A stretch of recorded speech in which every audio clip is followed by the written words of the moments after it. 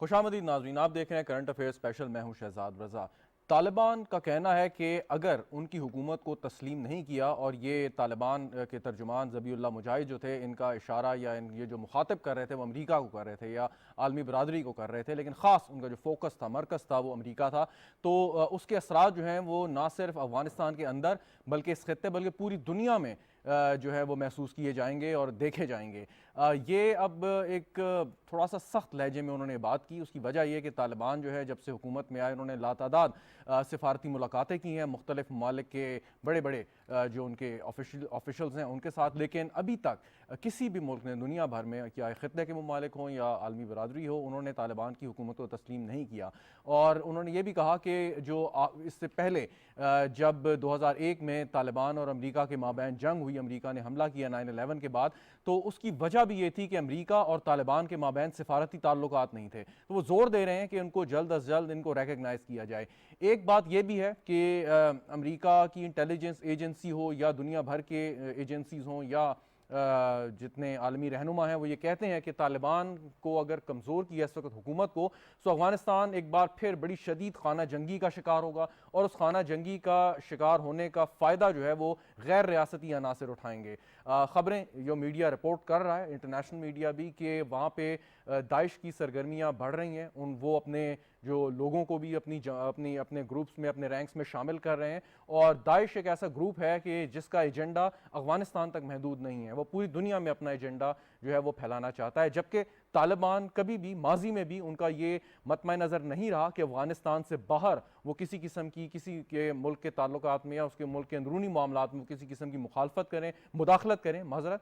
और इसके साथ उन्होंने कभी भी जारहियत का मुजाहरा अफगानिस्तान की सरहदों के बाहर नहीं किया। उनका कंडक्ट अपने मुल्क में जो भी था उससे इख्तलाफ यकीनन किया जा सकता है, लेकिन यह भी एक हकीकत है वो किसी ग्लोबल टेररिज्म का हिस्सा कभी भी नहीं रहे तालिबान। और यही बात वो बार बार दुनिया को बावर कराने की कोशिश कर रहे हैं कि अगर हमें इस मौके पर कमज़ोर किया गया, आइसोलेट किया गया, पाकिस्तान भी यही बात कर रहा है, तो उसका फ़ायदा वो अनासर उठाएंगे कि जो ना सिर्फ अमरीका बल्कि दुनिया भर में जितने वो समझते हैं उनके दुश्मन हैं, उन पर हमला करने की वो कोशिश करते हैं या सलाहियत रखना चाहते हैं, उनको ये फ़ायदा होगा। और ये यकीनन एक बार फिर बड़ी ख़तरनाक सूरत हाल होगी। इस पर गुफ्तगू करते हैं और इसमें पाकिस्तान का पर्सपेक्टिव क्या है, पाकिस्तान किस तरीके से दुनिया को बावर कराने की कोशिश कर रहा है, लेकिन एक अजीब किस्म की खामोशी है आलमी बरादरी की तरफ से। गुफ्तगू करेंगे। स्टूडियो में ज्वाइन कर रहे हैं मुझे हुमायूं खान साहब, तज्ज़ियाकार हैं, हमारे अपने साथी हैं, बहुत शुक्रिया।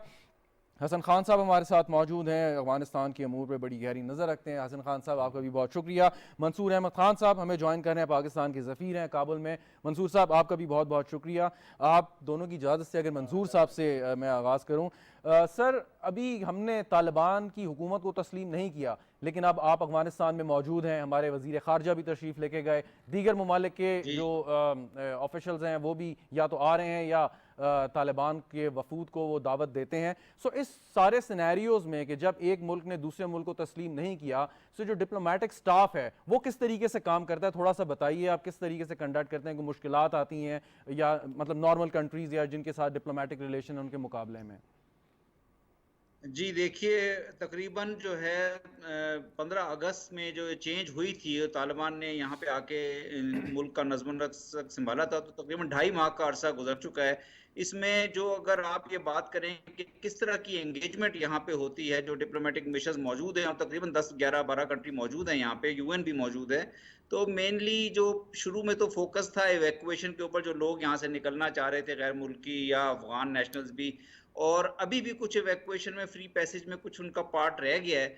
लेकिन अब फोकस शिफ्ट हो गया है कि किस तरह यहाँ पे एक मुस्तकिल अमन लाने के लिए एक देरपा जो मुस्तहकम हुकूमत या मुस्तहकम सियासी निज़ाम को वजूद में लाया जाए। इस सिलसिले में जो अफगानिस्तान की मौजूदा क़यादत और मौजूदा हुकूमत के साथ जो एंगेजमेंट हो रही है, वो 2 फ्रंट्स पे हो रही है। एक तो आपने देखा कि इंटरनेशनल कम्युनिटी इनसे एंगेज्ड है, जिसमें जब भी वो बातचीत होती है, अमेरिका के साथ भी इनके राब्ते हुए हैं, तुर्की के साथ भी हुए हैं, मॉस्को का भी विजिट किया, उज़्बेकिस्तान भी गए ये।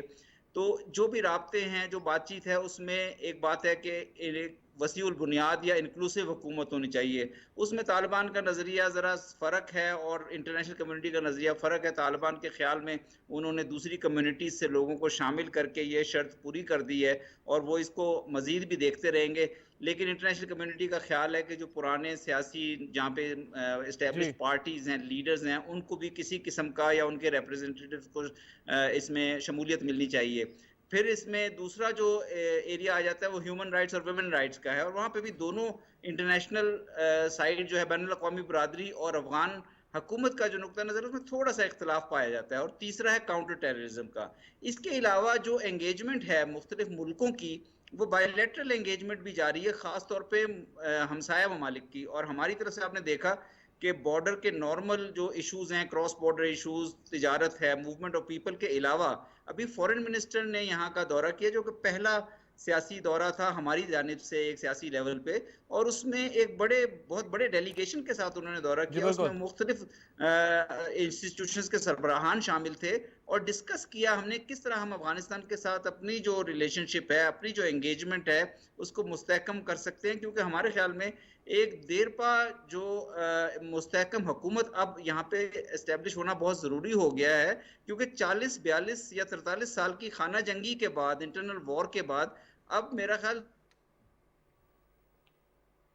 के और इंटरनेशनल कम्युनिटी के दरमियान जो वेरी राइट। इख्तिलाफ अच्छा है सर, एक उसको भी सवाल है। एक एंगेजमेंट के जरिए ही दूर ठीक किया कह रहे जाना हैं चाहिए। तो मेरे आप ख्याल ठीक कह में रहे कि हैं। उम्मीद ये जहाँ के यहाँ पे हालात अभी तक काफ़ी मुश्किल हैं और ख़ासतौर पे यूएस फ्रीज की वजह से मुश्किलात हैं, लेकिन इंटरनेशनल कम्युनिटी यहाँ पे एंगेज्ड है। और दूसरे कुछ ममालिक और ईयू वगैरह भी एंगेजमेंट का प्लान बना रहे हैं कि किस तरह अफगानिस्तान की मौजूदा एक सवाल है हुकूमत के सर, साथ सवाल सुन लीजिएगा एंगेजमेंट की जाए। मंसूर साहब, सवाल सुन लीजिएगा कि इस पे पाकिस्तान ने जो ख़ित्ते के ममालिक हैं उनसे भी गुफ्तगू की। यकीनन हमारे जो फ़ॉरेन ऑफिस या वज़ीर ख़ारजा हैं वो मिडिल ईस्टर्न कंट्रीज़ के साथ भी राब्ते में होंगे।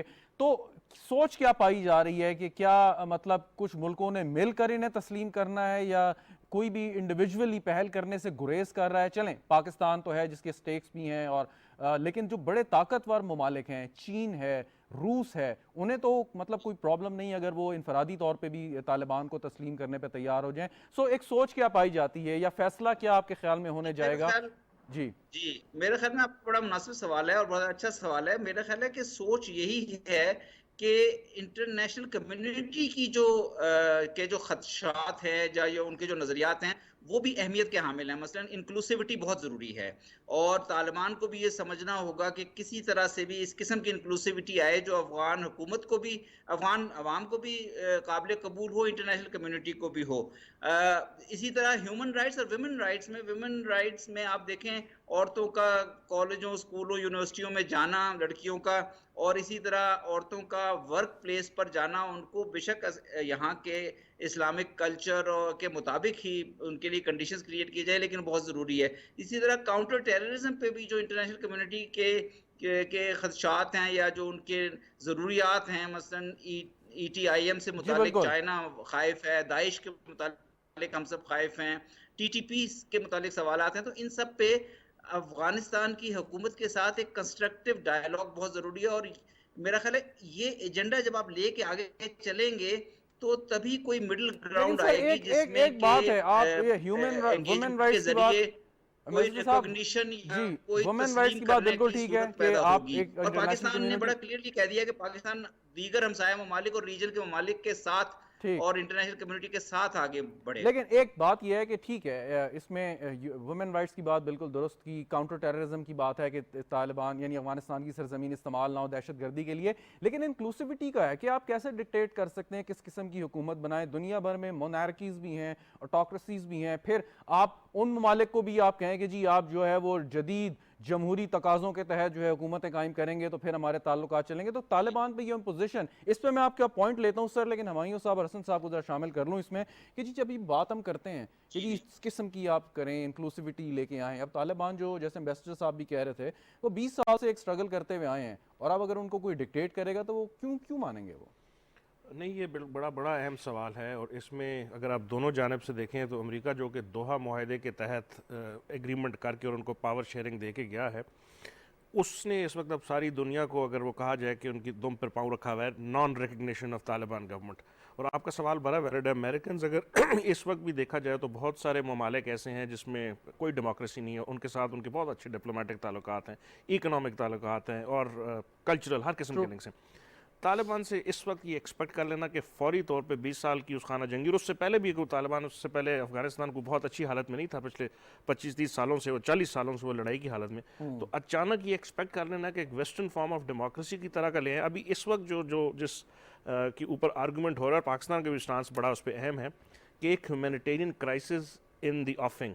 80% अफगानिस्तान की आबादी रूरल एरियाज़ में रहती है, सर्दियाँ आ चुकी हैं और वहाँ पे बहुत सारी रिपोर्ट्स आ रही हैं कि बच्चे मर रहे हैं क्योंकि एनर्जी का क्राइसिस है, फूड का क्राइसिस और बहुत सारी चीज़ें। अफगानिस्तान को अगर आप देखें तो 70% वो मुल्क था जो पिछले 25 साल से 10-15 साल से फॉरेन एड के ऊपर था, और 15 अगस्त से लेके आज तक कहते हैं कि उसकी जो है वो 30% जो है वो इकॉनमी कॉन्ट्रैक्ट हो चुकी है ऑलरेडी। और उसके साथ जो है यूएन की रिपोर्ट है कि 90% ऑफ द पॉपुलेशन के लिव बिलो पॉवर्टी लाइन अगले 1 महीने के बाद। अब इन सारी चीज़ों को देखते हुए अगर आप वेस्टर्न ममालिक ये कहें कि एक जमहूरी निज़ाम फौरी तौर पे वहाँ पे ले आएँ तो एक बड़ी अजीब सिचुएशन होगी। ये ऐसी है जैसे यूएन हमेशा से रिएक्ट करता है लेट जब क्राइसिस हो जाता है, ह्यूमैनिटेरियन क्राइसिस बन गया उसके बाद। ये जो सारे लोग हैं जो बिलो पॉवर्टी लाइन रह रहे हैं, इनको खाने पीने को चीज़ें नहीं मिल रही, सो इनकी फ्रस्ट्रेशन जब बढ़ेगी तो ये कहाँ जाएंगे? वो हम नेबरिंग कंट्रीज की तरफ देखेंगे। मतलब ये जिस चीज़ का हम बड़े अरसे से खदशा जाहिर कर रहे थे कि एक मैसिव इन्फ्लक्स हो सकता है, तो जब वहाँ पे भूख और इस किस्म की चीज़ें ज़्यादा होंगी तो वो कोशिश यही करेंगे कि वहाँ से निकलें और साथ वाले नेबरिंग कंट्रीज़ में जाएं। तो इसीलिए पाकिस्तान उस चीज़ को लीड कर रहा है कि ह्यूमैनिटेरियन क्राइसिस है उसको एड्रेस किया जाए, बाकी ये मामला जो हैं ये बाद में भी डील किए जा सकते हैं। ठीक, हसन साहब, ये जो तालिबान का कल का बयान था और इसमें हमें कोई थोड़ा सा धमकिया में सा बयान लगा कि जी हमें तस्लीम अगर नहीं करेंगे तो असरात भुगतने को तैयार हो जाएं, और उसमें लॉजिक भी है कि अगर अमेरिका ख़ुद कहता है कि जी वहाँ पर दाइश बड़ी एक्टिव है और रिक्रूट कर रही है और दाइश और मतलब उनका ग्लोबल एजेंडा है, तो फिर जब वो जानते हैं कि ये थ्रेट जो है ये आगे अमेरिकन इंटरेस्ट तक या वेस्टर्न इंटरेस्ट तक जा सकता है, फिर भी वो तालिबान को आइसोलेट करने पर अभी तक जो है तैयार। ठीक है शहजाद भाई, थैंक यू वेरी मच। और पहले तो मेरे ख्याल में मैं थोड़ा सा अप्रिशिएट करता हूँ मंसूर अहमद ख़ान साहब को कि जिस सिचुएशन में, जिन हालात में जब सारे लोग Afghanistan specially foreigners and diplomats Kabul को छोड़ रहे थे, तो मंसूर अहमद ख़ान साहब उस वक्त पाकिस्तान की नुमाइंदगी कर रहे थे और मेरे ख्याल में पाकिस्तान की नुमाइंदगी करना बहुत मुश्किल था उस वक्त। तो I think on personal note I have to appreciate his efforts, जो अभी तक वो लगे हुए। लेकिन मेरे ख्याल में तालिबान की तरफ से ये बयान जो है अगर आप ग्राउंड सिचुएशन देखें तो शायद ठीक है, क्योंकि एक साइड पे दाइश और दाइश के साथ अभी जो रिपोर्ट्स आ रही है, कल परसों में इंटरनेशनल मीडिया में रिपोर्ट्स हुए थे कि कुछ एनडीएस के लोग जो थे, जो डिसग्रंटल्ड एलिमेंट्स है वो है, और कुछ एन है अफगान नेशनल आर्मी के जो लोग हैं जो कहते हैं कि मुजाहिमत की तरफ बढ़ रहे हैं, स्पेशली जो from the north of Afghanistan, वो भी किसी न किसी हद तक जो है एक्टिविटीज़ में अब वो रिपोर्ट्स आ रही है कि वो भी इन्वॉल्व है तालिबान पे अटैक करने में, गवर्नमेंट इंस्टॉलेशन पे अटैक करने में। लेकिन एक बात है, ज़बीउल्लाह मुजाहिद साहब के लिए ये बात जो करना कि हमें तस्लीम किया जाए वरना इनके असरात जो है डेफिनेटली डेंजरस और हो भी सकते हैं, उसकी बात यहाँ तक तो ठीक है। लेकिन देखिए अभी एम्बेसडर साहब ने कुछ 4-5 बड़े माइल्ड किस्म के जो डिमांड्स है इंटरनेशनल कम्युनिटी, और दूसरी बात ये है अमीन भाई ने ये कह दी कि उनकी ये लेकिन देखिए इस वक्त इंटरनेशनल कम्युनिटी जो है वो चाहते हैं कि उनको तालिबान की तरफ या अफगान हुकूमत की तरफ बढ़े, शॉर्ट ऑफ रिकग्निशन कुछ ऐसे, मतलब जो भी ममालिक इस तरह होने का कि EU भी आ रही है, बाकी ममालिक भी कोशिश कर रहे, तो बजाय इसके कि अफगान तालिबान जो है वो ये सोच ले कि इंटरनेशनल कम्युनिटी की डिमांड हमसे किया है, उन्होंने कहा ह्यूमन राइट्स का मसला है, तो मैंने so far they are doing well. अगर हम देखें कोई समर एग्जीक्यूशन नहीं हो रही है मुखालिफिन के खिलाफ, इस तरह माजी में हुआ करते, तो अफगान कल्चर को अगर आप देखें यहाँ तक तो ठीक है, लेकिन यहाँ तक ठीक है। जो सवाल था कि उनको जब आप कहते हैं जी इस किस्म की हुकूमत बनाएं, तो आप कैसे किसी एक सॉवरेन कंट्री पे इम्पोज कर सकते हैं? अगर बनाएंगे तो हम तस्लीम करेंगे, वरना थैंक यू नहीं। देखिए मेरे ख्याल में कुछ तो तालिबान को कुछ करना पड़ेगा। देखिए फेस सेविंग इंटरनेशनल कम्युनिटी के पाकिस्तान में भी आप देखें कि डिवाइडेड ओपिनियन है तालिबान के बारे में, इसी तरह वेस्टर्न में तो हमसे ज्यादा। माय पॉइंट है सर, देखिए कि पाकिस्तान में या कई ऐसे ममालिक में कि जब जमहूरियत यहाँ पे नहीं रही, कोई डिक्टेटरशिप आई, तब भी ममालिक ने सफारती ताल्लुकात खत्म नहीं किए। लेकिन ठीक है, अफगान तालिबान Although मैं compare नहीं कर रहा तालिबान के जिसकी साथ तरफ पाकिस्तान इशारा के किया किसी और मैं ने मुल्क को। दोहा एग्रीमेंट में ये कमिट कर चुके हैं कि हम टोटल पावर नहीं लेंगे, हम जो है मतलब एक इंक्लूसिव गवर्नमेंट बनाएंगे, ये इन लोगों ने कमिट किया है। लेकिन ये जो एफोरिया टाइप है कि वी हैव लेकिन अभी एम्बेसडर साहब जो बात कर रहे थे कि तालिबान ने जिन लोगों को शामिल किया वो ये फील करते हैं कि हमने अपनी कमिटमेंट नहीं, पूरी वो तो कर दी है। इनके उनको देखिए, वो तो ये हज़ारा है तो हज़ारा तालिब है, ताजिक है तो ताजिक तालिब है, पश्तून है तो पश्तून तालिब है। मतलब ये एम्बेसडर साहब की बात ठीक है, जो इंटरनेशनल कम्युनिटी समझती है वो कहते हैं जैसे मुजाहिदीन, फॉर्मर मुजाहिदीन लीडर्स है, फॉर्मर पॉलिटिकल लीडर्स है, फॉर्मर एथनिक लीडर्स है, ट्राइबल एल्डर्स है, उनसे लेना। और नहीं, लेकिन आप कैसे तालिबान से एक्सपेक्ट कर सकते हैं कि वो अहमद मसूद या देखिए, हामिद मेरे ख्याल में करज़ई या ये अब्दुल्ला बात- अब्दुल्ला ये को बात अपनी आपकी फोल्ड में ले ठीक आए? है, ये बात आपकी ठीक है, लेकिन देखिए तालिबान को भी इंटरनेशनल कम्युनिटी के कुछ कंसर्न को एड्रेस करना होगा।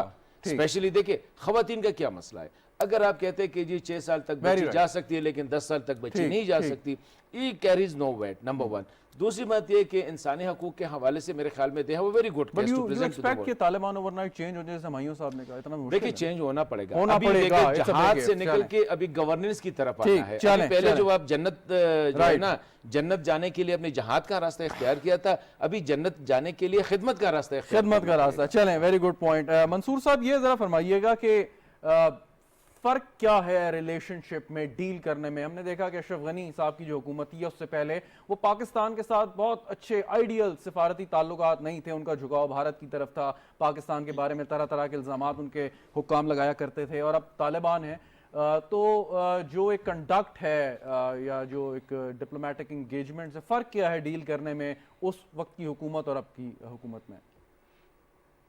देखिए बहुत फ़र्क है एक, अगर आप लिहाज से देखें तो, कि जिस वक्त मैं चूँकि यहाँ पे पिछली हुकूमत के दौर में भी पोस्टेड था, तो जो भी पाकिस्तान की तरफ से खैर सगाली के इक़दामात, मेयर्स, ऑफर्स, इनिशिएटिव्स दिए जाते थे, हमें उस पर उस तरह से रिस्पॉन्स नहीं मिलता था। और कहीं ना कहीं जाके हमारे बड़े अच्छे इनिशिएटिव्स भी जाके फंस जाते थे, स्टक हो जाते थे, और हम फिर हमें समझ नहीं आती थी कि किस तरह। और एक यहाँ पे जो टीटीपी को और इस तरह के टेररिस्ट ग्रुप्स की सपोर्ट जो अफगानिस्तान की गुज़िश्ता इंटेलिजेंस की तरफ से या इंडिया की तरफ से जो की जा रही थी, और फिर जिस तरह की एक मनफी प्रोपेगेंडा, मनफी एनवायरनमेंट पाकिस्तान के मुतालिक रखी गई थी, तो उसमें बहुत फ़र्क आया है, बहुत रिलैक्स हुई हैं चीज़ें। अब ये भी हमें देखना होगा कि अफगानिस्तान एक सॉवरेन खुद मुख्तार मुल्क है। हम ये नहीं कह सकते कि अफगानिस्तान से हम जो चीज़ कहें वो उसी तरह हो जाए, लेकिन एंगेजमेंट दोनों मुल्कों की ऐसी होनी चाहिए कि पाकिस्तान और अफगानिस्तान में एक दोस्ती का रिश्ता है। पाकिस्तान और अफगानिस्तान में हज़ारों लोग आते जाते हैं, तिजारत होती है, बहुत ज़्यादा कनेक्टिविटी का पोटेंशियल मौजूद है। तो उस जो हमारे मामलात को, हमारे जो ताल्लुकात को उस डायरेक्शन में ले जाने की ज़रूरत है। शुरू में अभी हमें कुछ मुश्किलात पेश आई जब इस हुकूमत के आने के बाद भी, जो बॉर्डर्स की मूवमेंट्स थी वो ज़रा रिस्ट्रिक्टिव रहीं। अब अल्हम्दुलिल्लाह हमने इस इंटरेक्शन के ज़रिए तोरखम पे बड़े अच्छा एक निज़ाम कायम कर दिया है। चमन कल से खुल रहा है, तो चमन पे भी हम सोच रहे हैं कि बड़ा फैसिलिटेटिव इंटरेक्शन हो। और हमारी हुकूमत का, पाकिस्तान का जो इरादा है, पाकिस्तान का जो की जो पॉलिसी है वो ये है कि रीजनल कनेक्टिविटी की तरफ जाया जाए, अफगानिस्तान के जरिए तिजारती राहदारियों को डेवलप करते हुए सेंट्रल एशिया के साथ कनेक्ट किया जाए। सर ये तो मेरे बॉर्डर ख्याल में बंद करने बहुत की बुनियादी जरूरत फर्क पेश आया क्यों आई? है इस सिक्योरिटी relationship की वजह से ये बॉर्डर बंद करने की जरूरत पेश क्यों आई? सिक्योरिटी कंसर्न्स थे हमारे। जी देखिए, जिस वक्त 15 अगस्त को ये चेंज आई है ना, तो ये बहुत अचानक आ गई थी चेंज, कोई भी एक्सपेक्ट नहीं कर रहा था, बहुत जल्दी टेक ओवर हो गया था। और उससे एक यहाँ पे गैर यकीनी की सूरत हाल पैदा हुई थी। तो तमाम जो नेबरिंग ममालिक थे उनको ये डर था कि बहुत बड़ा मैसिव इन्फ्लक्स होगा लोगों का, अफगानिस्तान से लोग हिजरत करेंगे बड़ी तादाद में। तो उस मूवमेंट को रेगुलेट करने के लिए, रिस्ट्रिक्ट करने के लिए कुछ कंडीशंस लगाई गई थी। एक permission letter ministry of interior से लेना पड़ता था, जो अब ख़त्म कर दिया गया है। और आहिस्ता, और अफगान हुकूमत की तरफ से भी, तालिबान की तरफ से डिमांड किया गया कि अफगान तालिबान तो एक प्रो फ्रेंडली गवर्नमेंट, एक बहुत फ्रेंडली गवर्नमेंट पाकिस्तान के लिए चाहते हैं यहाँ पे हालात, और उसके लिए बहुत ज़रूरी है कि दोनों मुल्कों के दरमियान, अवाम के दरमियान मूवमेंट हो बड़ी फैसिलिटेटिव।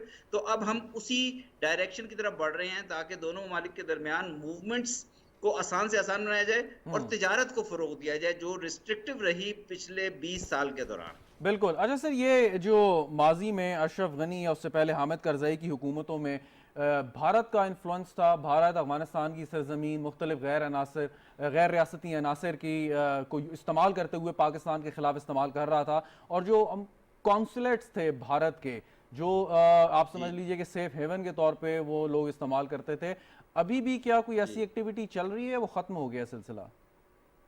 नहीं, देखिए भारत ने गुज़िश्ता 20 साल के दौरान यहाँ पे टेररिज्म को पाकिस्तान के खिलाफ इस्तेमाल किया है, टेररिस्ट ग्रुप्स को स्पॉन्सर किया है अफगानिस्तान की सरजमीन में। चूंकि अफगान गवर्नमेंट का मुकम्मल कंट्रोल नहीं था तमाम इलाकों पर, तो ख़ास तौर पर पाकिस्तान के साथ जो बॉर्डरिंग प्रोविंसेस थे उसमें मुख्तलिफ जगहों पर उसने टीटीपी को फंड किया और इस तरह के एलिमेंट्स के ज़रिए पाकिस्तान में टेररिज्म के एक्ट्स करवाए। लेकिन अब वो सिचुएशन चेंज हो गई है।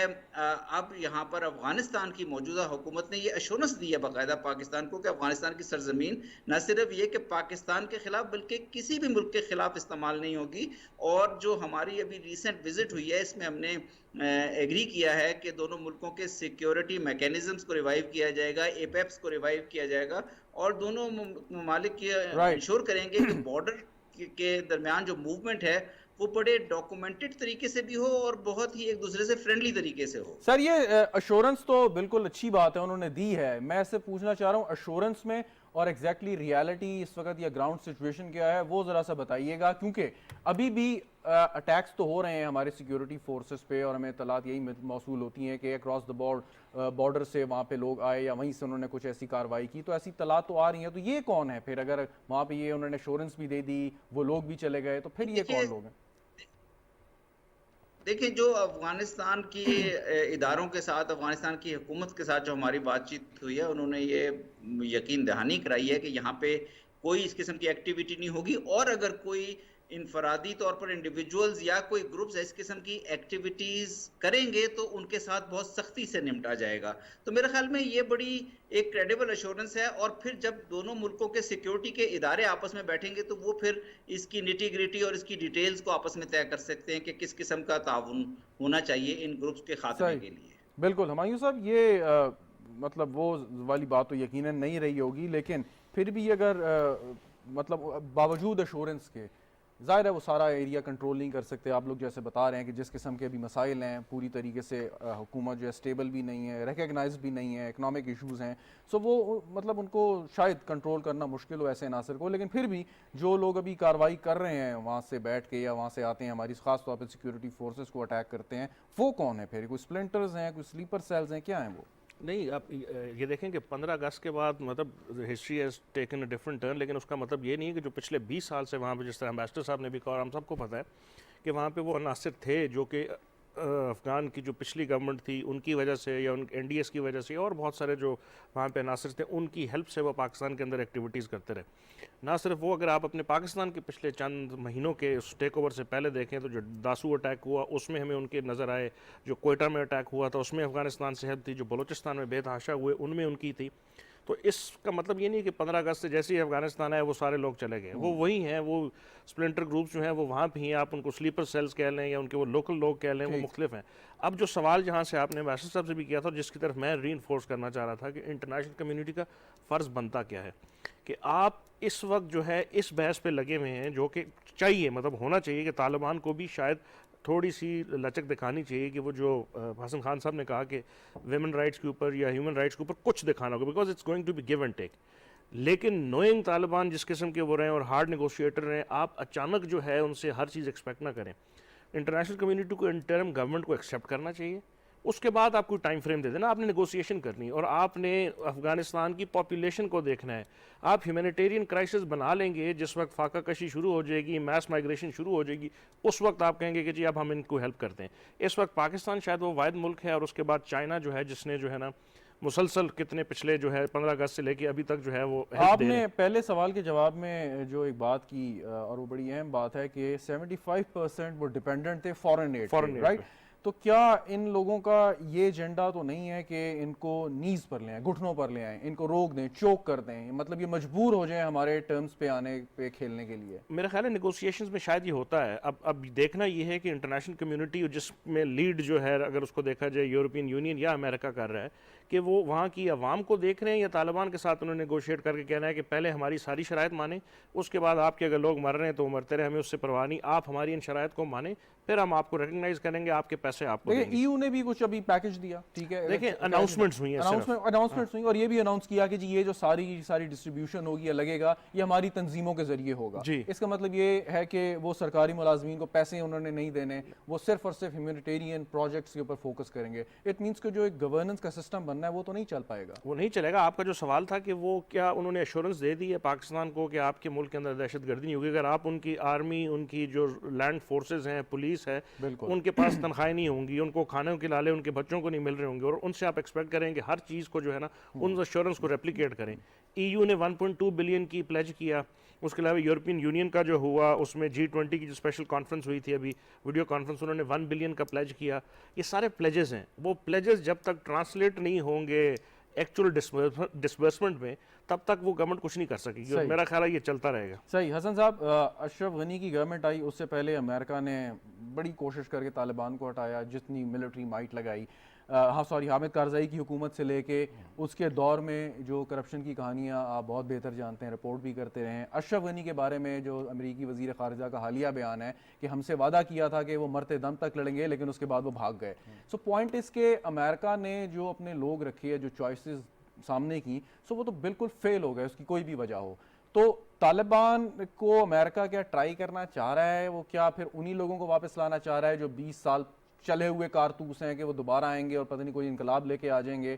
तो क्या उनकी सोच क्या है, मतलब ये फ्लॉड पॉलिसी की वजह क्या है अमेरिका? देखिए, ये भी एक हकीकत है। हम इनको जैसे ही अल्फाज में हम यूफेमिस्टिकली कहे कि जी ये अमेरिकन को डिफीट नहीं हुआ है, बल्कि वो जो है विड्रॉल कर गए, जैसे आप खूबसूरत अल्फाज इस्तेमाल करें, लेकिन अफ़गानिस्तान में आम आदमी या तालिबान का जितना उनका मलिशिया लीडरशिप तक, वो सब समझते हैं कि हमने अमेरिका की सरबराही में पूरी दुनिया की फ़ौजों को शिकस्त दी है। ये एक मतलब बिलीफ की हद तक परसेप्शन है उनका।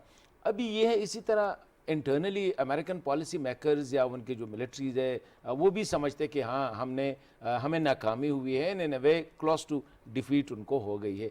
अभी ऐसे हालात में मतलब है कि जिसको आप शिकस्त देते हैं या जो आपको शिकस्त दे देता है, फिर प्रॉब्लम यहीं पे आ जाती है फिर कि अभी उनकी रिकग्निशन का मसला इस वक्त पूरी दुनिया को लीड कर रहा है।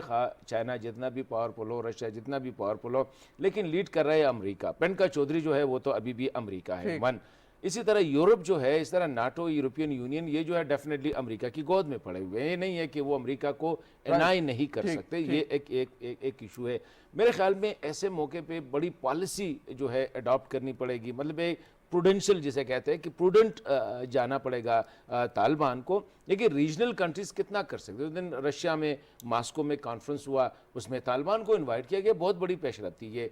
उसके दूसरे तीसरे दिन जो है ईरान में एक बैठक हुई रीजनल ममालिक की, पाकिस्तान भी, और मतलब इन कॉन्टेक्ट वो है, वो लगे हुए हैं। लेकिन देखिए, ये जो हमाइन भाई ने कहा कि they are very tough negotiators, देखिए पहली बात थी लड़ाई की, you are having an H, you are having an arm, you are hand over the license to kill. मतलब ये तालिबान से तो किसी ने नहीं पूछा कि आपने सिविलियन को मारा है, गवर्नमेंट के मारा है, या किसको मारा है। अभी रिस्पॉन्सिबिलिटी डिफरेंट है। यहाँ पे आपको वो जो स्टबर्ननेस है या वो जो हार्डनेस है, उसको थोड़ा सा अपने डाइल्यूट करना पड़ेगा, आप चाहे या ना चाहे, क्योंकि इस वक्त बाल जो है वो आपके कोर्ट में नहीं है कि आप अपनी मर्जी के मुताबिक उसको प्ले करें। अभी बाल जो है वो अमेरिकन और वेस्टर्न पावर्स जो है उनके कोर्ट में है। रीजनल कंट्रीज की एक कमिटमेंट है, ट्राइका प्लस जो है तालिबान की हुकूमत आने से पहले पाकिस्तान ने भी कमिटमेंट किया था, चाइना ने भी किया था, और रशिया ने भी किया था कि ट्राइका प्लस जो है जो भी डिसीजन होगा तालिबान की हुकूमत के हवाले से, अफगानिस्तान हुकूमत के हवाले से, वो यूनानिमस डिसीजन होगा। मतलब है कि कोई एक मुल्क जो है वो निकल के, ग्रुप से निकल के उनके साथ आप उनको अच्छा एक बड़ी कैलस सी बात हो जाएगी। लेकिन सवाल फिर वही है कि ह्यूमन राइट्स वायलेशन दुनिया के बहुत से ममालिक हैं, Even अमेरिका में हो रहा है। अमेरिका को चलें थोड़ा देर साइड पे रखें, मतलब कुछ अफ्रीकन कंट्रीज हैं, फार ईस्ट में कुछ ममालिक हैं जहाँ पे मिडिल होती ईस्ट में हैं। क्या हो रहा है? मिडिल ईस्ट अच्छा, उसके साथ वुमेन राइट्स वायलेशन भी होती हैं, मतलब तालीम के हवाले से भी देखिए, बात होती है। माय पॉइंट इज सिद्धार्थ भाई, I know, सिद्धार्थ भाई, ये जो points सवाल हैं है, ना, सवाल है मेरा वो ये है कि हर मुल्क को अपना इंटरेस्ट देखना चाहिए। मिसाल के तौर पे अगर पाकिस्तान का ये इंटरेस्ट है कि वो वाला बॉर्डर हमारे खिलाफ इस्तेमाल ना हो, टीटीपी या दीगर जो अनासिर हैं वो हमारे खिलाफ हमले ना करें, तो ये क्या हमारा प्राइमरी इंटरेस्ट नहीं होना चाहिए?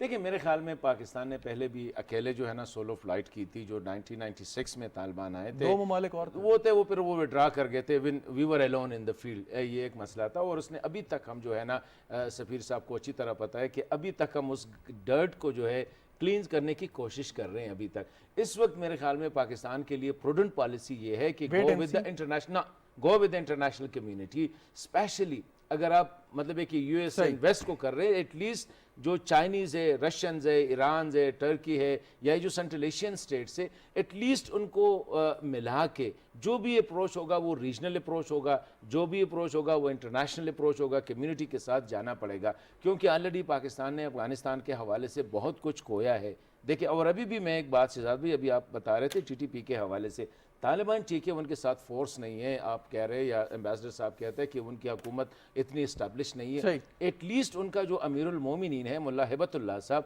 एक स्टेटमेंट तो दे सकता है ना कि whosoever is killing innocent people in Pakistan, वो मेरे उसमें नहीं है। एम्बेसडर साहब, ये अभी तक उन लोगों ने ये स्टेटमेंट भी नहीं दिया और ना दे रहे। एम्बेसडर साहब की मौजूदगी का फायदा उठाते हुए एम्बेसडर साहब ये जरा फरमाइएगा, ये जो टीटीपी के एलिमेंट्स हैं उसमें शायद कुछ ऐसे लोग भी यकीनन है कि जो पाकिस्तान में बड़े घिनौने किस्म के जराइम में मुलव्वस हैं। ये लोग कहाँ हैं? कोई मतलब डिप्लोमेटिक चैनल से तालिबान ने कुछ बताया? ये कहीं जेलों में हैं, गिरफ्तार हैं, कहीं मेहमान खाने में ठहरे, कहाँ हैं ये लोग? अच्छा, ये मैं इस सवाल का जवाब देने से पहले एक जरा आपकी इजाज़त से जो हम पिछली बहस कर रहे हैं इस पे ये कहूँ कि देखें, बैनुल-अक़वामी बरादरी का एक नज़रिया है और बैनुल-अक़वामी बरादरी में अमेरिका और वेस्ट के अलावा रूस, चीन और रीजन खत्ते के ममालिक नेबर्स भी हैं अफ़गानिस्तान के, और फिर अफ़गान हुकूमत या अफ़गान तालिबान का एक नज़रिया है। तो मेरा ख्याल है जो प्रूडेंट वे है वो है कॉमन मिडिल ग्राउंड, जो है दोनों को मिडिल ग्राउंड की तरफ जाना होगा। तालिबान अपनी लचक दिखाएं इन ये इंक्लूसिविटी में, ह्यूमन राइट्स में, काउंटर टेररिज्म में, और इंटरनेशनल कम्युनिटी को भी आहिस्ता आहिस्ता लचक दिखानी पड़ेगी कि उनके एसेट्स को अनफ्रीज करें। उसकी वजह से यहाँ बड़ी सख्ती आ रही है, और फिर देखें कि किस जगह जाके तस्लीम करने का या रिकॉग्निशन की सूरत बनती है। अच्छा, अब जो आपने कहा टीटीपी वगैरह के, देखें ये टीटीपी जेयूए के एलिमेंट्स, ये 2600 किलोमीटर का बॉर्डर है। ये पहले फेंस भी नहीं था, बहुत ज़्यादा ओपन क्रॉसिंग होती थी, दोनों तरफ लोग एक ही कल्चर से ताल्लुक़ रखते हैं, एक ही ज़बान बोलते हैं। तो वो यहाँ पे इन एरियाज़ में, नंगरहार के एरिया में और बॉर्डर के जो दूसरे प्रोविंसेस हैं, पख्तिया, पख्तिका, खोस्त, इनमें इनके एलिमेंट्स ज़्यादा ऑर्गेनाइज तरीके से मौजूद थे। अब वो उतने ऑर्गेनाइज तरीके से मौजूद नहीं हैं और हाइडिंग में हैं, लेकिन फिर भी उनके जिस तरह आपने कहा स्लीपर सेल्स या इस किस्म के जो राब्ते जो है मौजूद होते हैं।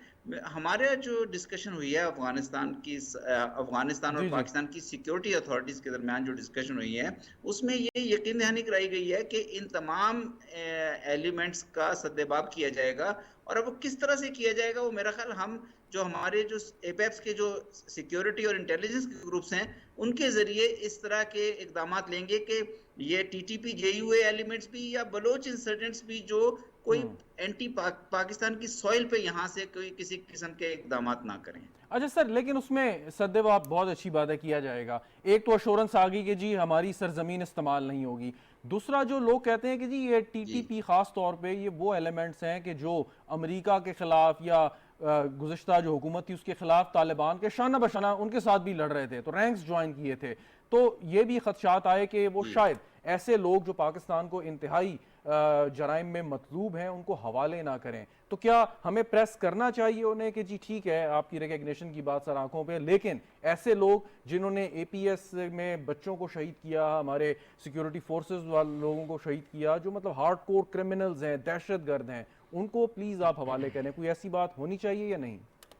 जी नहीं, ना सिर्फ ये कि होनी चाहिए, तो हमारा बाज़ाब्ता मुतालबा है, बाकायदा पाकिस्तान का मुतालबा है कि वो लोग जो इस किस्म की एक्टिविटीज़ में शामिल रहे हैं या इस किस्म के जो इंडिविजुअल्स हैं, उनकी लिस्टें भी मौजूद हैं कि वो हमारे हवाले किए जाएँ। अब हवाले करने का जो मैकेनिज़्म होता है, वो चूँकि दोनों मुल्कों के सिक्योरिटी इदारे आपस में एंगेज करते हैं और सही। वो हमारे सिक्योरिटी इदारे आपस में एंगेज्ड हैं, वो क्या उन मामलात का किस तरह हल निकालते हैं, वो अभी प्रीमेच्योर होगा मेरे लिए कुछ कहना। लेकिन हमारा ये भी नुक्ता रहा है अफ़गानिस्तान के साथ या अफ़गान तालिबान के साथ गुफ्तगू में कि अफ़गान तालिबान अब यहाँ एक इंसर्जेंट ग्रुप नहीं है, वो यहाँ की हुकूमत हैं और बतौर हुकूमत उनके ऊपर ये ज़िम्मेदारी है कि वो तमाम इक़दामात लें जिससे ये अश्योर किया जा सके कि यहाँ से कोई भी टेररिस्ट एलिमेंट ना सिर्फ ये कि पाकिस्तान में किसी किस्म की एक्टिविटी ना करे, टेररिस्ट एक्टिविटी, बल्कि दुनिया के किसी और मुल्क में भी ना करे। बिल्कुल सही। और सर एक वक्फा मुझे लेना है, लेकिन एक वेरी क्विकली, ये जो कल ज़बीउल्लाह मुजाहिद साहब का बयान था कि अगर हमारी हुकूमत को तस्लीम नहीं किया तो उसके ग्लोबल इम्प्लीकेशंस हो सकती हैं, इससे आप क्या नतीजा खस करते हैं मंसूर साहब?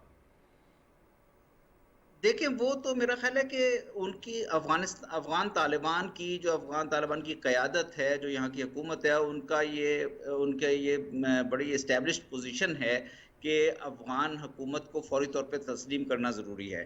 हमारा भी ये ख़्याल है कि देखें, अफ़गानिस्तान के अंदर एक मुस्तहकम सियासी निज़ाम का, एक मुस्तहकम हुकूमत का होना ज़रूरी है।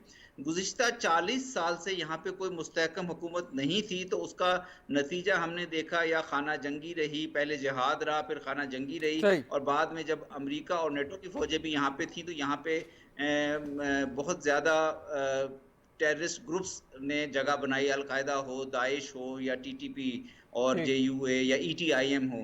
तो मेरा ख्याल है इन तमाम जो टेररिज्म की यहाँ जो वेव है, उसको ख़त्म करने के लिए बहुत ज़रूरी होगा कि यहाँ एक मुस्तहकम हुकूमत हो, वेरी और वो राइट। मुस्तहकम हुकूमत जो है तभी होगी कि अगर यहाँ पे एक देरपा अमन आए।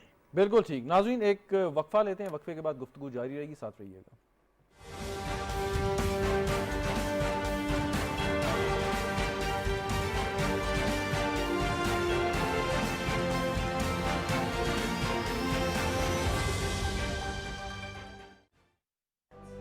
एक मिनट में नए रिश्ते जुड़ जाते हैं। एक इंसान बेहतरी ला सकता है और एक अकाउंट से जिंदगी बदल सकती है। MCB वन करंट अकाउंट, सारे बैंक अकाउंट्स की सहूलियात एक अकाउंट में, जैसे free debit card, free cheque book, free mobile and internet banking, free bankers cheque, free SMS alerts और बहुत कुछ। MCB वन करंट अकाउंट, हर पाकिस्तानी का एक account. MCB, bank for life. Technology के हवाले से हम उस दौर में हैं जहां इजादात की रफ्तार पहले से कहीं ज्यादा है। Smart homes, drones, artificial intelligence, coding, आज की दुनिया स्मार्ट है और हम लाएंगे इसकी अपडेट्स स्मार्ट वर्ल्ड में। सिर्फ PTV न्यूज पर।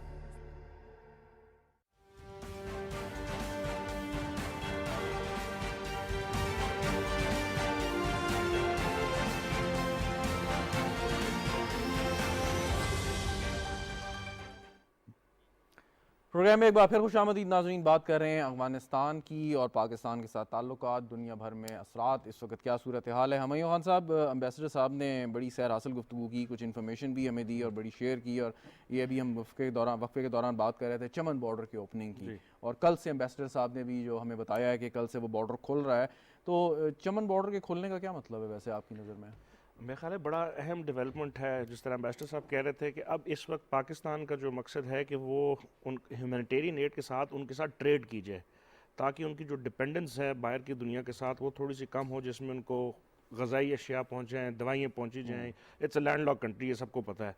तो मेरा ख्याल ये बड़ी अहम डेवलपमेंट है कि पाकिस्तान जो है ना अपना वो रोल कर रहा है। और वो बंद इसलिए किया गया था, जिस तरह एम्बेसडर साहब ने कहा कि 15 अगस्त के बाद आपको पता है कि अचानक गवर्नमेंट चेंज हुई, बहुत सारे डिस्ग्रंटल्ड एलिमेंट्स ऐसे भी थे जिसको अभी भी हमें ख़तरा है कि वो अफ़गानिस्तान के अंदर है, वो क्रॉस ओवर कर सकते हैं किसी भी शक्ल में। वो ह्यूमैनिटेरियन रेफ्यूजी के सेंस में आ सकते हैं, स्टूडेंट्स के उस सेंस में, बहुत सारे मतलब इश्यूज हैं जिसमें तो Pakistan wanted to make sure कि वो मिनिस्ट्री ऑफ इंटीरियर का एक एक्स्ट्रा वो था कि वो उनके पास वो होना चाहिए कागज़ जो वीज़ा लगने के बावजूद। तो मेरा ख्याल है वो हमने एक पूरा अपना प्रिकॉशन लिया, सिक्योरिटी फोर्सेज ने वो वीज़ा फ़ी भी शायद वेव कर दी है ना, वेव कर दी। जी बिल्कुल, मेरा ख्याल लिबरल वीज़ा पॉलिसी मेरे ख्याल में जो मंसूर अहमद खान साहब ने अडॉप्ट की है इसके उसमें रिजीम में बड़ी लिबरल है। मतलब एक ये नहीं देखा है कि ये ताजिक है, उज़्बेक है, हज़ारा है, तालिब है, मुखालिफ है या जो भी है, जिसने भी अप्लाई किया है, जिसने भी वो अब सिर्फ फ्लाइट्स का इशू है, लेकिन वो भी अफगानिस्तान का जो भी एग्जिस्टिंग स्टेटस है उसकी वजह से उसमें पाकिस्तान या PIA का कोई कसूर नहीं, उसका कसूर नहीं। आप देखें जो भी हार्ड कंट्रीज होती हैं वहाँ पे जब भी कोई एयर फ्लाइट ऑपरेशन होता है उसमें इंश्योरेंस का होता है, फ्रेट चार्जेस होते हैं। तो यू हैव टू अंडरस्टैंड कि अगर PIA की एक फ्लाइट जाती है जो कि किसी और मुल्क में लेकिन ये हमारे तालिबान दोस्तों को भी तस्लीम करना चाहिए ना कि वो कहते हैं $150 किराया लें जो पहले था, तो ये तो मुमकिन नहीं है कि अगर आपने हर फ्लाइट का $4.5 लाख इंश्योरेंस प्रीमियम देना है। मेरा ख्याल है वो डिमांड्स बहुत सारी ख्वाहिशें तो हर मुल्क की बहुत सारी हैं, उनकी हो सकती हैं, लेकिन पॉइंट ये है कि अब असल इशू एक रिकग्निशन है, दूसरा ह्यूमैनिटेरियन क्राइसिस। उसके अगर अंदर रह के इन चीज़ों को देखा जाए तो मेरा ख्याल है उनकी तरफ से डिमांड भी ये, क्योंकि उनको इस वक्त डिस्प्रेशन में सिर्फ एक वाहिद मुल्क पाकिस्तान है जो कि लीड कर रहा है पूरी दुनिया में उनके उस क्राइसिस को बताने के लिए। बाकी बातें हो रही हैं, कॉन्फ्रेंसेस हो रही हैं, प्लेजेस हो रहे हैं, लेकिन जो है ना उनकी उन लोगों को कोई नहीं देख रहा कि वो जो मरना शुरू होंगे तो सबसे बड़ा नुकसान किसको होगा। हसन खान ने पहले भी बताया, एम्बेसडर साहब ने, सबसे ज़्यादा नुकसान पाकिस्तान को हो चुका है इस पूरे।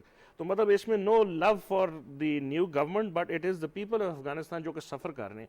तो उनके लिए हमें कोशिश करनी चाहिए कि वो दुनिया समझे कि डिमांड्स यकीनन होनी चाहिए, लेकिन आपको human crisis is first then your demands. Hasan Khan, इस पे ह्यूमैनिटेरियन क्राइसिस पे और जो रेफ्यूजी सिचुएशन या एक जो पॉसिबल एक रेफ्यूजीज का एक सिचुएशन बन सकती है, उस पे बन चुकी है, ऑलरेडी बन चुकी है। उस पे मतलब मुझे तो बहुत शर्म आई वो बयान सुन के कि फ्रांसीसी सदर ने कहा कि जी जब ये क्राइसिस आता है तो पनाह हम इन लोगों को देते हैं, और जो बड़े बड़े अमीर मुसलमान ममालिक हैं वो बिल्कुल उनसे हाथ खड़े कर देते हैं। तो पाकिस्तान ने तो अरसे से रखा है। तो पूरी एक मतलब जो मुस्लिम कंट्रीज हैं, ख़ास तौर पे जो रीजन में हैं, उनका आप नहीं समझते फ़र्ज़ बनता है इसमें टर्की को शामिल करें, आप ईरान को करें, सऊदी अरब, UAE अमीर ममालिक हैं, वो अफोर्ड कर सकते हैं। तो क्या फ़र्ज़ बनता है अगर हमने ह्यूमैनिटेरियन क्राइसिस को अगर कंट्रोल करना है? देखिए मेरे ख्याल में ये बहुत बड़ी और बात जो मैं कह रहा था ना कि बात तो सच है, मगर बात है रसवाई की जो फ्रेंच प्रेसिडेंट ने कही है। देखिए इस वक्त मेरे ख्याल में ये जो इस्लाम या इस्लामी दुनिया या मुस्लिम उम्मा, ये नैरेटिव फॉर्चुनेटली अनफॉर्चुनेटली पाकिस्तान में बहुत ज़्यादा इस पर हमने बहुत कुछ खोया भी है, कम पाया है, खोया बहुत है। ये उम्मा के हवाले से हमने बहुत सी ऐसी चीज़ें हैं जो कि पाकिस्तान के साथ उसे डायरेक्ट कोई वो नहीं है, लेकिन हम जो है उम्मा की खातिर उसको वो कर रहे हैं। मेरे ख्याल में एक बहुत इंपॉर्टेंट बात है कि इस वक्त जो मुसलमान ममालिक है, जिसमें आपने जो इशारा किया Turkey, UAE, Saudi Arab, Qatar, Malaysia वगैरह, जो कि they have something to offer, उनको एज ए मतलब एक एज ए मुस्लिम कंट्री आगे बढ़ना चाहिए। क्योंकि हम अनफॉर्चुनेटली हम कहते हैं जी मगरब और अमेरिका, बातों में तो हम बहुत वो करते हैं, लेकिन end of the day humanitarian चीज़ जब आ जाती है ना तो उनके सामने जो है ना हाथ हमें पिलाना पड़ेगा। इस वक्त जो तालिबान का मसला है, देखिए तालिबान ने अमेरिकियों को डिफीट किया, western countries, NATO forces, 39-49 countries थे, उनके फोर्सेस को हिसाब में जो शामिल थे उनको शिकस्त दी है। अभी अनफॉर्चुनेटली तालिबान जो है उनके दर पे जाके सर रखना पड़ेगा ह्यूमैनिटेरियन एड के लिए, क्योंकि कोई भी मुसलमान मुल्क जो है, पाकिस्तान रोज़ाना की बुनियाद पे मैं देख रहा हूँ कि जो सफारत है पाकिस्तान उसकी तरफ से अक्सर ट्वीट आ जाती है कि ट्रक्स जो है ना जा रहा है, ह्यूमैनिटेरियन एड जा रही है, हुकूमत की तरफ से भी, आम लोग भी, मतलब है कि आम लोग भी आगे बढ़ के वो कर रहे हैं। लेकिन मैंने ये नहीं देखा पाकिस्तान की अपनी लिमिटेशंस है, हमारी कैपेसिटी डेफिनेटली हम गरीब हैं, हमारे यहाँ अभी गंदम का मसला है, चीनी का मसला है, अंडे का मसला है, चिकन का मसला है, हमारे यहाँ तो सारे अपने मसाइल है, और इसको मेरे ख्याल में आधा काट के हम अफगान को जो दे रहे हैं। बिल्कुल मेरे ख्याल में इसमें इंटरनेशनल कम्युनिटी का बहुत ज्यादा किरदार है। एम्बेसडर साहब, ये जो चमन बॉर्डर की ओपनिंग है जो कल से आपने फरमाया कि होने जा रही है, ये कितनी सिग्निफिकेंट है? जी देखें, ये बहुत सिग्निफिकेंट है। मेरे ख्याल में हमें जो है ना पाकिस्तान को इस वक्त यहाँ पे ठीक है, इस जगह पे बहुत बड़ी तब्दीली हुई है, बहुत ज़्यादा चैलेंजेस हैं, क्रॉस बॉर्डर चैलेंजेस हैं, लेकिन इसको गेम चेंजर की तरफ लेके जाना पाकिस्तान की स्ट्रेटेजिक इंटरेस्ट है।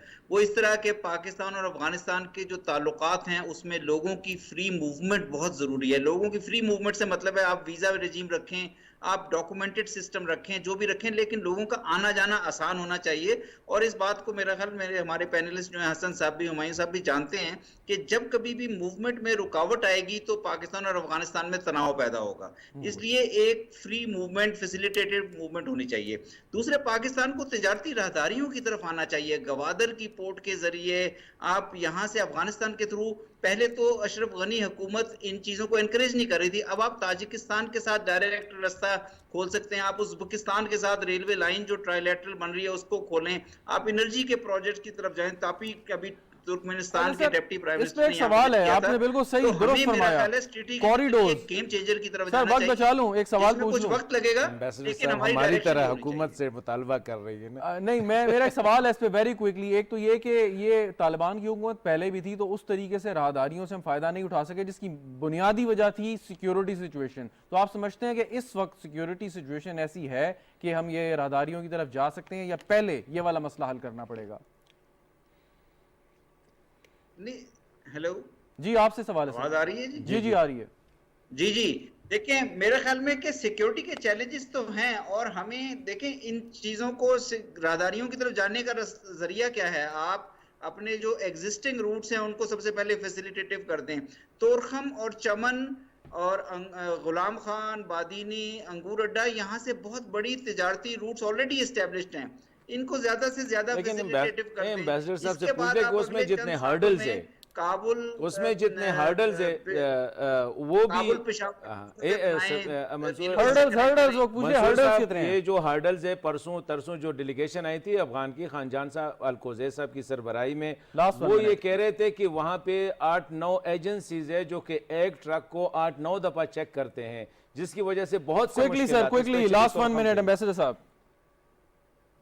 लेकिन इसको हल करने की जरूरत है ना हसन साहब। देखें, यही चीजें तो, अगर आप ट्रेड की तरफ जाना चाहते हैं, ट्रेड फैसिलिटेशन की तरफ जाना चाहते हैं, तो हमें इन सारे हर्डल्स को हल करने की जरूरत है। लेकिन मुझे बताया गया है कि इस विजिट के बाद, अभी फॉरेन मिनिस्टर की विजिट के बाद, वहाँ काफी इंप्रूवमेंट आई है।